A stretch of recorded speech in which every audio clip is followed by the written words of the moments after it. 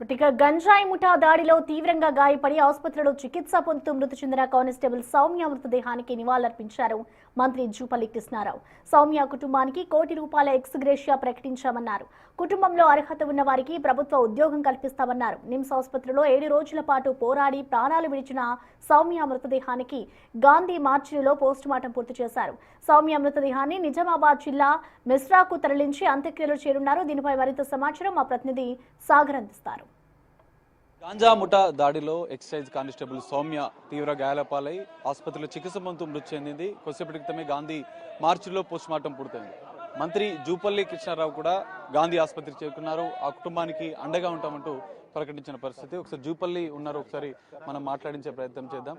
ఇప్పటికే గాంధీ ఆసుపత్రికి ఎక్సైజ్ శాఖ అధికారులు సిబ్బంది చేరుకున్నారు. ఆ కుటుంబానికి అండగా ఉంటామంటున్నారు. మంత్రి జూపల్లి ఉన్నారు, ఒకసారి మాట్లాడదాం. సార్ చెప్పండి, ఈ సౌమ్య మృతిని ఎట్లా చూస్తారు? భవిష్యత్తులో ఇతర ఘటనలు జరగకుండా ఎలాంటి చర్యలు?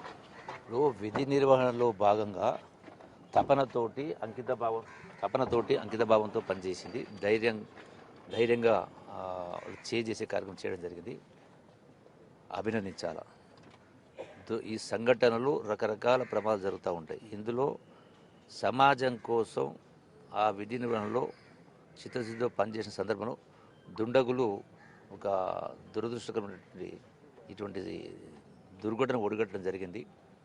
సో వాళ్ళ ఇప్పటికే పట్టుకోవడం జరిగింది. కొందరిని వాళ్లకు కఠిన శిక్షలు పడే విధంగా పూర్తిగా ప్రభుత్వం అదే పని మీద ఉంటుంది. ఇంకొకసారి ఎవరు కూడా ఇటువంటివి జరగకుండా ఉండడం కోసం అన్ని రకాల ప్రభుత్వం ఆ యొక్క ఎక్సైజ్ డిపార్ట్మెంట్కు సహాయ సహకారం అందించే కార్యక్రమం చేస్తాం. వాటితో పాటుగా ఆయుధాలను కూడా సరఫరా చేసే ఏర్పాటు చేస్తాం డిపార్ట్మెంట్ వాళ్ళకు. ఈ కుటుంబంలో ఏదైతే విషాదమైన సంఘటన జరిగింది కాబట్టి సౌమ్య మృతి వల్ల, ఆ సౌమ్య కుటుంబంలో తల్లి, తండ్రి, తమ్ముడు ఉన్నాడు. తండ్రి ఏమో సంతలో ఏదో చిన్న జీలకర్ర ఆవాలేదు అమ్ముకుంటాడు. తర్వాత తమ్ముడు డిగ్రీ పాస్ అయ్యాడు. సో ఈ కుటుంబాన్ని ప్రభుత్వం ఆర్థికంగా ఆదుకునే కార్యక్రమం చేస్తుంది. నిన్ననే గౌరవ ముఖ్యమంత్రి రేవంత్ రెడ్డి గారితో నేను మాట్లాడడం జరిగింది, వారితో సంప్రదించడం జరిగింది.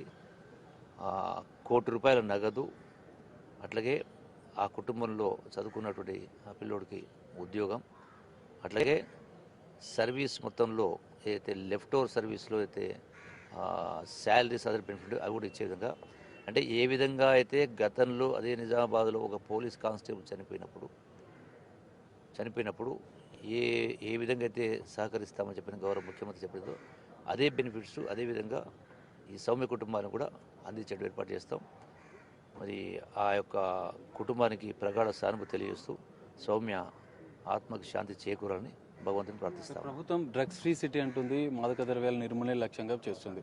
కానీ ఇలాంటి ఘటనలు జరుగుతున్నాయి. మీరు ఈ డ్రగ్స్ ముఠాలకు, గాంజా ముఠాలకు ఒక మంత్రిగా హెచ్చరిక చేయాలంటే ఏం చెప్తారు?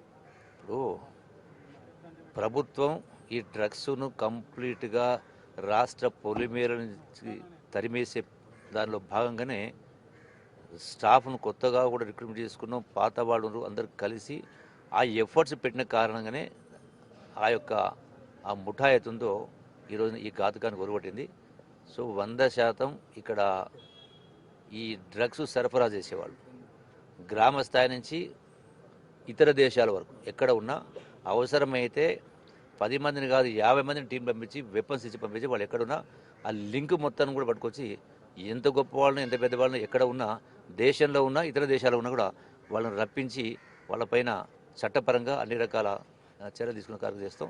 వాళ్లకు వెనులో చలి పుట్టే విధంగా చేస్తాం. సరే, ఈ ఘటనలో ఎంతమందిని అరెస్ట్ చేశారు? ఈ ముఠా వెనుక ఉన్నటువంటి వారిని ఇప్పటికే మనం గుర్తించారు? అది ఇంకా ఎంక్వైరీ ఉంది. ఆల్రెడీ కొందరిని ఇప్పటికే అరెస్ట్ చేయడం జరిగింది, 2 అరెస్ట్ చేయడం జరిగింది. మిగతా వాళ్ళ కోసం కూడా పోలీస్ డిపార్ట్మెంట్, ఎక్సైజ్ డిపార్ట్మెంట్ పూర్తిగా అదే పనిలో ఉన్నారు.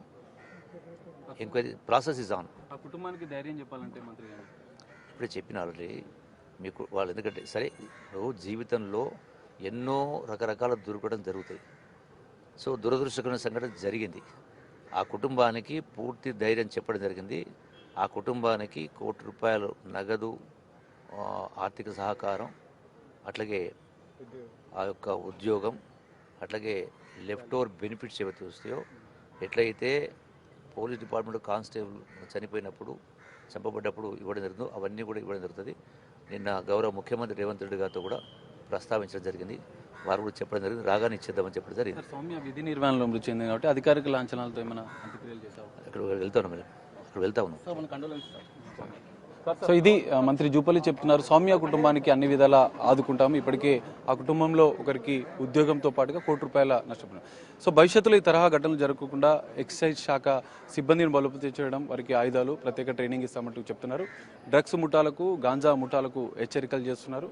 ఖచ్చితంగా ఎవరైనా ఈ తరహా మాదక ద్రవ్యాలను సరఫరా చేస్తే వారిపైన కఠిన చర్యలు తీసుకుంటామంటే మంత్రి జూపల్లి చెప్తున్న పరిస్థితి. కెమెరామెన్ చైతన్యతో కలిసి సాగర్ బి.